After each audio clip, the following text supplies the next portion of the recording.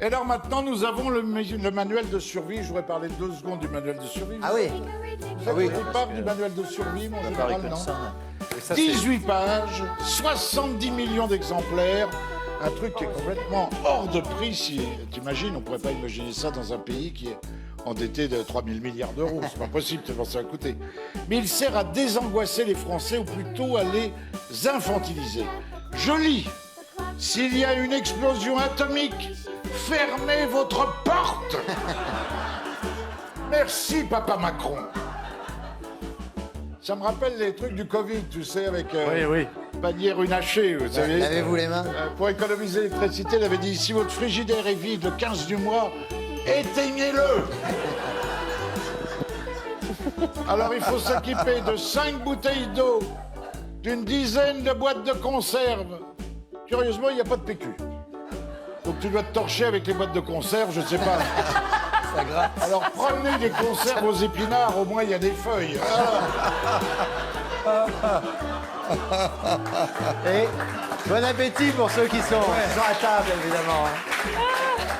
Il faut prendre des lampes de poche à pile plate, des postes de radio à pile plate et des piles. Le mec qui a fait ça, il a fait ses courses au BHV en 1965. Hein. Un double des clés de bagnole, très important. Vous avez le double des clés de votre voiture, mon général? Très important. Imagine, si ta bagnole a été explosée par un missile russe, t'as un double des clés pour faire un tour avec l'épave qui reste. Faut 2 paires de lunettes. Si t'as pas vu passer le premier missile, tu peux voir passer le deuxième. Des vêtements chauds, c'est marqué. Moufle, doudoune, écharpe, bonnet. Attends, là, à la fin, si la guerre tombe le 15 août, hein. Des jeux. Mais attendez, ce sont des énarques qui ont produit ça, qui ont dû toucher du pognon en pagaille.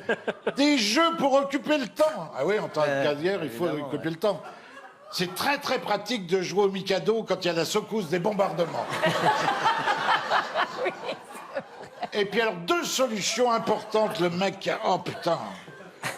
Un conseil cornélien, rester chez soi ou évacuer. Non mais c'est dément. Alors je termine. Alors comme l'a dit Philippe de Villiers sur CNews l'autre soir, il a dit, ils sont tapés. Mais ils sont vraiment tapés, non mon général? Vous pouvez pas parler avec une gégène, je vous fais parler quand même. Ce n'est plus le manuel de survie, mais comment survivre à Emmanuel. Oh!